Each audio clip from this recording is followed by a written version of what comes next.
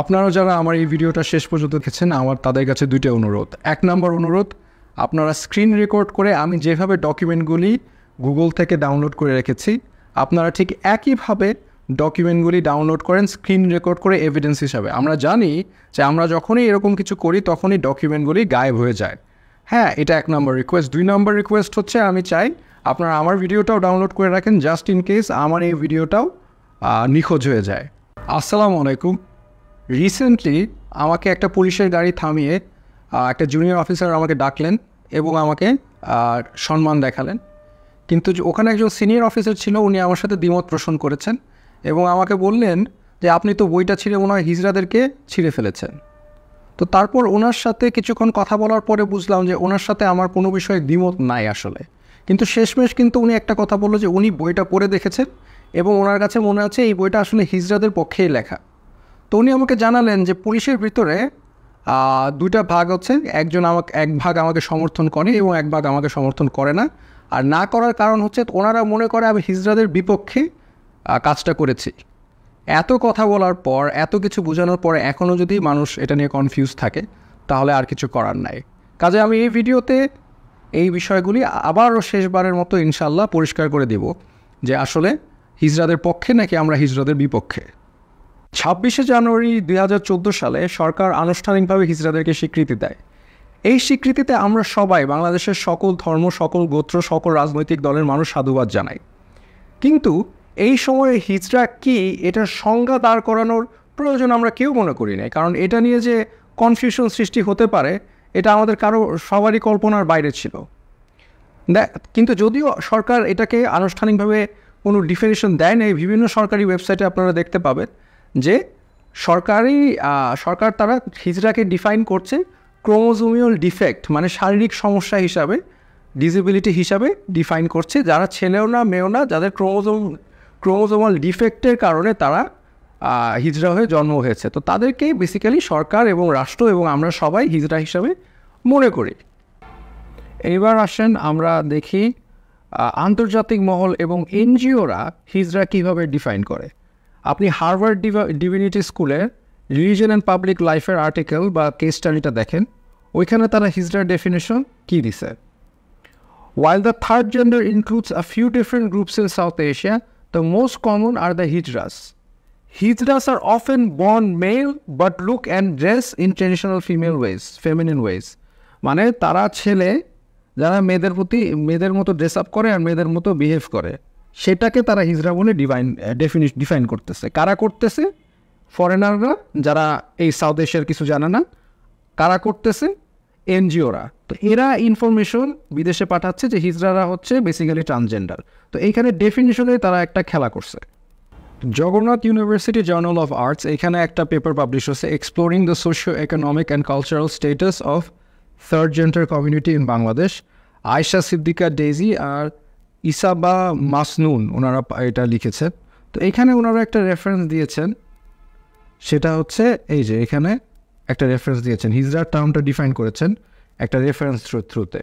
The term hijra is often used as an umbrella term. আপনারা কি আসলে হিজড়াদের umbrella term হিসাবে ইউজ করেন? মানে এর নিচে অনেক কিছু আছে, এটা আপনারা বিশ্বাস করেন? নাকি আপনারা মনে করেন হিজড়া হচ্ছে ইন্টারসেক্স, যেটাকে আমরা বলি ইন্টারসেক্স, হ্যাঁ, যারা লিঙ্গ প্রতিবন্ধী, হ্যাঁ, সেটা মনে করেন। কিন্তু এখানে বলতেছে hijra is an umbrella term to signify individual who defy rigid binary gender construction and who expresses or presents a breaking and blurring of culturally prevalent stereotypically gender roles. হ্যাঁ, এক্সপ্রেস করে, এটা মনে এক্সপ্রেস করা তো আসলে ফিজিক্যাল বা objective metric না, মনে এক্সপ্রেসেস।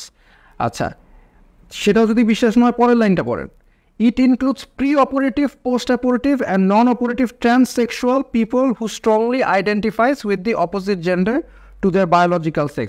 এর থেকে পরিষ্কার কথা তো আর হইতে পারে না, তাই না?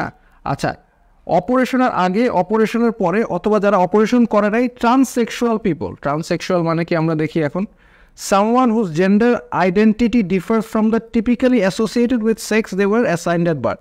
মানে জন্মগতভাবে তারা যেই জেন্ডারে জন্মগ্রহণ করছে সেটার সাথে তারা আসলে আইডেন্টিফাই করে না, তারা মনে হচ্ছে অন্য জেন্ডার, সেটাকে বলে ট্রান্সসেক্সুয়াল পিপল। তো এই যে ট্রান্সসেক্সুয়াল পিপল যারা আইডেন্টিফাই করে অপোজিট জেন্ডারের সাথে, তারাই হচ্ছে হিজড়া, অপারেশন করলেও হিজড়া, না করলেও তারা হিজড়া। তো এইখানে তারা এইভাবে হিজড়া ওয়ার্ডটা ডিফাইন করতেছে এই পেপারে। আরেকটা প্রশ্নই আমি প্রায় সময় পাই, সেটা হচ্ছে ট্রান্সজেন্ডারের সাথে কিভাবে সমকামিতার সম্পর্ক আছে। এইটা আরও পরিষ্কার বুঝতে পারবেন যদি আপনি আদনান হোসেনের যে রিসার্চ পেপারটা আছে সেটা আপনি ভালো করে পড়েন, কিন্তু তারপরেও আমি আপনাকে খণ্ড বিশেষ এটাকে দেখাচ্ছি আপনাকে, যাতে আপনি নিজেই বুঝতে পারেন। এবার যদি এই জার্নালটা দেখেন, an international journal for research intervention and care, এখানে এই জার্নালটা লিখছেন the paradox of recognition, hijra, third gender and sexual rights in Bangladesh. তো এই জার্নালটা লিখছেন আদনান হোসেন, অ্যামস্টারডাম থেকে, নেদারল্যান্ডস। তো উনি এখানে দেখেন, নিচে চলে যান, এখানে উনি গবেষণা করছেন করে আসলে এইটা একটু দেখতে হবে, the hijra as at risk group and the new sexual imaginary. হ্যাঁ, তো এইখানে আমি স্ক্রিনশট করে দেখছি। তো এইখানে কি বিষয়টা কি, এখানে কি লেখা, the Bandhu social welfare society, a man having sex with man focused NGO, set up a project based organisation call Shustho Jibon in 2001। তাহলে বন্ধু সোশ্যাল ওয়েলফেয়ার সোসাইটি কী করছে, man having sex with man, ছেলের সাথে ছেলের সম্পর্ক, এইটার উপর ফোকাস একটা এনজিও বাংলার মাটিতে। এটা কে বলছে? আমি না, এই জার্নালটা যিনি লিখছেন উনি এটা বলছে। আচ্ছা, তো তারা কী করছে, one of the effects of NGO intervention have been the emerge of new discourse linking hijra to sexual desire. When Hijra are commonly known about Bangladesh, popular imagination has rarely associated them with any form of desire. The rise of men having sex with men, ছেলের সাথে ছেলের সম্পর্ক, এই based NGO and growing interest in wider society to address issues related to alternative sexuality. আমাদের আইন বলে এক ধরনের সেক্সুয়ালিটি, ওরা বলতেছে অল্টারনেটিভ সেক্সুয়ালিটি, মানে অন্যরকম সেক্সুয়ালিটি। হ্যাঁ, কারা?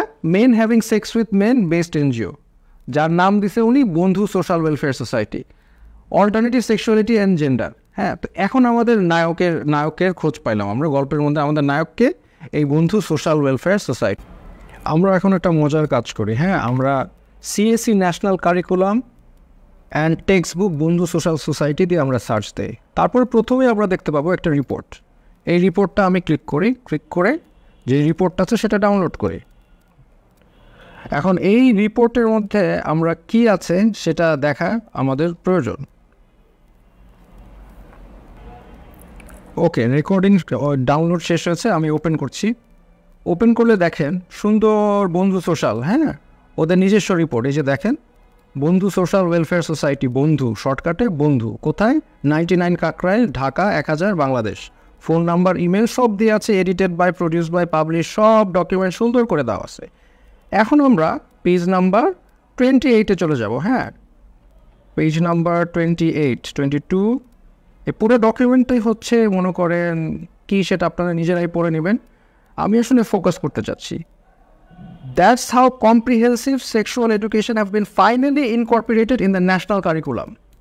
This is the direct result of Bondhu's long-term advocacy. Bondhu believes that the needs and the rights issues of the Hijra and transgender community will soon be reflected in the curriculum process which is already underway. তার মানে তারা কি করছে, তারা মানে রাষ্ট্রকে ধোকা দিছে, ধোকা দিয়ে তারা কি করছে, হিজড়ার সাথে ট্রান্সজেন্ডার মিশাইছে according to their own report. Not be forget Asif Mahtab, আপনার রিপোর্টটা পড়েন, পড়া পড়া লাগবে না, যেটা দিছে ওইটাই পড়েন। তারা কি বলছে, তারা লং টাইম অ্যাডভোকেসি করছে ওদের ভাষায়, কি করার জন্য, ইস্যু রাইটস, কাদের রাইটস? হিজড়া অ্যান্ড ট্রান্সজেন্ডার, শুধু হিজড়া না। আর ট্রান্সজেন্ডার তো এখন আপনারা ক্লিয়ার জিনিসটা কি ওদের ভাষায়। আর hijra and transgender communities will soon be reflected in the curriculum. এটার প্রসেস আন্ডারওয়ে। সেটা কি, সেটার আমরা বাস্তবায়ন কী দেখলাম, শরীফার গল্প। আর কি আপনাদের প্রমাণ লাগবে নাকি ইনাফ? এইটার সাথে এনসিটিভির লিঙ্ক কি, এটাও আমাদের বন্ধু সোশ্যালের 2021-এর রিপোর্ট পরিষ্কার বলে দিছে। Policy advocacy is a continuous process. তারা এই স্পেসিফিক এজেন্ডা 2015 থেকে পুশ করতেছে। হ্যাঁ, তাদের এজেন্ডাটা কি পুশ করছে এনসিটিভির কাছে? As the NCTB 5 years along with the recognition of the needs of Hijra communities in the national curriculum. বাহ, ভালো কাজ করছে এনসিটিভিকে। সে হিজড়ার কথা বলা হয়েছে এবং হিজড়ার অধিকারের কথা বলা হয়েছে, কিন্তু কোর্সটা কি দেখেন, কোর্সটা হচ্ছে supplementary reading materials with the relevant story focusing on the issues of hijra and transgender communities. এখন কি আমার পুলিশ ভাই যারা আমাকে জিজ্ঞেস করছেন তারা কি এখন ক্লিয়ার যে এটার সাথে হিজরা আর ট্রান্সজেন্ডারের সম্পর্ক আছে কিনা? ওই ভাই আমাকে বলছে সম্পর্ক তিনি পান নাই, তিনি গল্পটা পড়ে সম্পর্ক পান নাই। হ্যাঁ, কিন্তু এইখানে এই যে বন্ধু সোশ্যাল যে গল্পটা দিচ্ছে, হ্যাঁ, যেটা অ্যাডভোকেসি পুশ করছে, তার নিজের রিপোর্টে উনি লিখছে যে সেই reading ম্যাটেরিয়ালে hijra and transgender community push করছে, মানে দিছে। এরপরে আসেন ট্রান্সজেন্ডার ব্যক্তির অধিকার সুরক্ষা আইন, যে খসড়া আইনটার ব্যাপারে আমি বলেছি। হ্যাঁ, এই খসড়া আইনটা দেখেন কি সুন্দর আইন লিখছে। এই যে দেখেন নিচে যায়, এই যে ট্রান্সজেন্ডার, হ্যাঁ, তার নিচে ট্রান্স নারী, ট্রান্স পুরুষ, পরিষ্কার বলা আছে, এখানে হিজড়ার কথা বলা নাই, কিন্তু trans binary, gender queer, bi gender, demi gender, মানে এমন কিছু ভাষা ইউজ করছে যেটা বাংলার মানুষের, মানে বাংলা অনুবাদই নাই, কারণ এই কনসেপ্ট বাংলাদেশে নাই। সো এগুলো সবাই মনে করে এগুলো হিজড়া। এটাই হচ্ছে বেসিক্যালি তাদের চালাকিটা। হ্যাঁ, তো এইগুলি এই যে দেখেন, হ্যাঁ, জেন্ডার মনস্তান্ত্রিক লিঙ্গবোধ, এটা একটা বোধ, এটা একটা পারসেপশন, এটা আসলে রিয়েল না। ছেলে, নারী, পুরুষ, থার্ড জেন্ডার, এর বাইরে একটা বোধ হইলেই হয় আর কি, মনে মনে। হ্যাঁ, যেটা হচ্ছে তারা বলছে এখানে অনেক, এটা ডিটেলস আপনারা নিজেই দেখে নিতে পারবেন। এখানে ইন্টারসেক্সের কথা বলে, আবার এখানে আবার এমন ব্যক্তি যিনি নিজেকে জেন্ডার নন বাইনারি অনুভব করেন, মানে সে ছেলে কিন্তু অনুভব করেন উনি মেয়ে। হ্যাঁ, তো এইটা হচ্ছে এই খসড়া আইনটা। আবার পুরাটা হবে না, এটা মানে পুরাটা হচ্ছে একটা, আপনারা নিজেরাই পড়ে নিয়েন, এই পুরাটার পড়তে অনেক সময় নেবে, আপনাদের অতটা সময় নেই। কিন্তু এটার মানে যে এই সুন্দর, যে এটা সুন্দর করে যে লিখছে, এটা কারা লিখছে? এটা হচ্ছে দেখেন, The NCR has decided to construct a Transgender Act, and Bondhu in partnership with NCR drafted and submitted the Transgender Protection Bill. মানে আমাদের বন্ধু এই কাজটাও তাদের কৃতিত্ব আর কি, মানে তারা করছে। তারা যেটা করতে চাইছিল সেটা হচ্ছে এই হিজড়ার অধিকার নিয়ে ওই ট্রান্সজেন্ডার ঢুকাই দিতে চাইছিল। হ্যাঁ, এই খসড়া আইনটা এখনও আছে, আর এটা তো তারা নিজে স্বীকার করলোই। হ্যাঁ, তাদের নিজের রিপোর্টে ওনারা স্বীকার করতেছে এটা। তো এখন বিষয়টা হচ্ছে কি, এখন এইটা আমি রাষ্ট্রকে জানাই দিছি, রাষ্ট্রকে আমি এটা বুঝাই দিছি, এটাই আমার অপরাধ ছিল। এবার আসি অ্যানুয়াল রিপোর্ট 2022 বন্ধু সোশ্যাল ওয়েলফেয়ার সোসাইটির, বা শর্টকাটে বন্ধুর যে অ্যানুয়াল রিপোর্ট 2022, এখানে তারা কি করেছে তারা নিজেরাই তাদের রিপোর্টে লিখে দিয়েছে, আপনারা নিজেরা পড়ে নিন। হ্যাঁ, সুন্দর সুন্দর কথা লিখেছে। এই যে দেখেন, অ্যাডভোকেসি করেছে কার সাথে? গভর্নমেন্টকে পুশ করেছে, মিডিয়া, রিলিজিয়াস লিডার সবাইকে পুশ করেছে। কিসের জন্য? জেন্ডার ডাইভার্সিটি কোর ভ্যালু তাদের, হ্যাঁ, কনফিডেন্সিয়ালিটি, হ্যাঁ, তো এগুলো হচ্ছে তাদের কোর ভ্যালু। বাট আমি যেটাকে ফোকাস করতে চাচ্ছি সেটা হচ্ছে এই যে শরীফার গল্প। এখানে তারা কি লিখেছে? আমার পুলিশ ভাই যে আপনি আমাকে বলেছিলেন যেটা হিজড়ারে নিয়ে লিখছে, যারা লিখছে তারা কি বলছে? তারা লিখছে transgender, gender transformative approach and Hijra topics were included in the chapter in both curriculum and textbook through a series of advocacy initiative with NCTB. তাহলে কি করছে? শুধু কি হিজড়া বলছে? না, তারা আমাদের জ্ঞানের স্বল্পতায়, যা বাংলার মানুষ ট্রান্সজেন্ডার বুঝে না, সেটার সাথে অ্যাড করছে hijra, transgender, gender transformative approach and hijra, তিনটা ঢুকাইছে আপনার এই আমাদের কারিকুলামের মধ্যে through advocacy with NCTB. The chapter describes the lifestyle, social challenges and gender identity of transgender and Hijra people. আবার আমার পুলিশ ভাইকে বলতেছি, শুধু হিজড়া পিপল বলে কোনো সমস্যা ছিল না, ওরা কিন্তু নিজেরাই বলতেছে তাদের নিজেদের রিপোর্টে যে transgender and hijra people, not just hijra people. তো এরপরে তো আসলে আমার আর কোনো বোঝানোর কিছু নাই আসলে, যেখানে যারা অথার, যারা এটার মাস্টার মাইন্ড, তারাই যেখানে লিখে দিছে অন পেপার অর ডকুমেন্টেড তাদের রিপোর্টে। হ্যাঁ, এই ডকুমেন্টে কারা লিখছে একদম সুন্দরভাবে সব তারা এখানে লিখে দিছে। হ্যাঁ, এডিটরকে, হ্যাঁ, সব তারা লিখছে, এডিটর, কন্ট্রিবিউটর কারা লিখছে সব এই রিপোর্টে লেখা আছে। তারপরেও যদি আপনারা এখন এটাকে বলেন যে শুধু হিজড়ার কথা, তাহলে তো আসলে আর কিছু ফার্দার বলার নাই। এখন আসলে শেষে আবার শরীফার গল্পে ফিরে যায়। এটা নিয়ে আর নতুন কিছু বলার নাই, এগুলো আপনারা আগের থেকেই দেখছেন, পুরোটা আপনারা সব বিশ্লেষণ করা হয়েছে।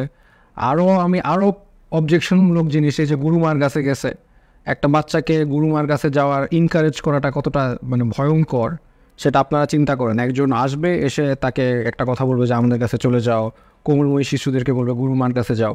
সব কিছুই আপনি তারপরেও যদি মনে হয় এটা হিজড়াদের ব্যাপারে লেখা আছে, সব মানলাম, হ্যাঁ তাল গাছ আপনার, কিন্তু এই যে লাস্টের কথাটা আমাকে এক্সপ্লেন করেন। এই কথাটা আমার মা বললেন ছোটদের কোনো ছেলে মেয়ে হয় না, ছোটদের কোনো ছেলে মেয়ে হয় না। এই কথাটা কি আপনি বিশ্বাস করেন? মানে একটা ডাক্তার যখন একটা মানে বাচ্চা ডেলিভারি করে তখন তারা কি বলে না এটা ছেলে না মেয়ে, নাকি আপনারা ওই যে ফিলোসফিটা আপনারা ঢুকাতে চাচ্ছেন যে ছোটদের ছেলে মেয়ে হয় না, এটা বিলিভ করেন? বড় হতে হতে তারা ছেলে বা মেয়ে হয়ে ওঠে। আমার পুলিশ ভাইকে বলতেছি, আপনারা যদি এখনও মনে করেন এটা হিজড়া, আপনি একটু দয়া করে এই যে লাইনটা দাগাই দিছি এইটা একটু আমাকে এক্সপ্লেন করবেন, হ্যাঁ, যে লাইনটা যে দাগাই দিছি, তারপরেও যদি এত এভিডেন্স দেওয়ার পরেও যদি আপনি আমার সাথে দ্বিমত থাকে। এখন প্রশ্ন হচ্ছে আমাদের এই বন্ধু সোশ্যাল ওয়েলফেয়ার সোসাইটি এরা কোথায়? হ্যাঁ, তারা কোন দেশে? চায়নায়, জাপানে? আমরা একটু দেখে একটু সার্চ দিই, ডাইরেকশন দিই, ওরা আসলে কোথায়? হ্যাঁ, এই যে দেখেন বাংলাদেশ, এই বাংলাদেশের মাটিতে তারা ফাংশন করছে। হ্যাঁ, সব শোনার পরে দেখলেন they are in Bangladesh and they are functioning in Bangladesh on the soil, on the secret soil of Bengal they are functioning. তারা বাংলাদেশের মাটিতে কাজ করে যাচ্ছে, হ্যাঁ, তারা এখনও বাংলাদেশের মাটিতে আছে। আপনারা যারা আমার এই ভিডিওটা শেষ পর্যন্ত দেখেছেন, আমার তাদের কাছে দুইটা অনুরোধ। এক নম্বর অনুরোধ, আপনারা স্ক্রিন রেকর্ড করে আমি যেভাবে ডকুমেন্টগুলি গুগল থেকে ডাউনলোড করে রেখেছি, আপনারা ঠিক একইভাবে ডকুমেন্টগুলি ডাউনলোড করেন স্ক্রিন রেকর্ড করে এভিডেন্স হিসাবে। আমরা জানি যে আমরা যখনই এরকম কিছু করি তখনই ডকুমেন্টগুলি গায়েব হয়ে যায়। হ্যাঁ, এটা এক নম্বর রিকোয়েস্ট। দুই নম্বর রিকোয়েস্ট হচ্ছে আমি চাই আপনারা আমার ভিডিওটাও ডাউনলোড করে রাখেন, জাস্ট ইন কেস আমার এই ভিডিওটাও নিখোঁজ হয়ে যায়। সো এই দুইটা রিকোয়েস্ট আমি আশা করি আপনারা রাখবেন। ধন্যবাদ আপনাদেরকে, অ্যান্ড গড স্পিড।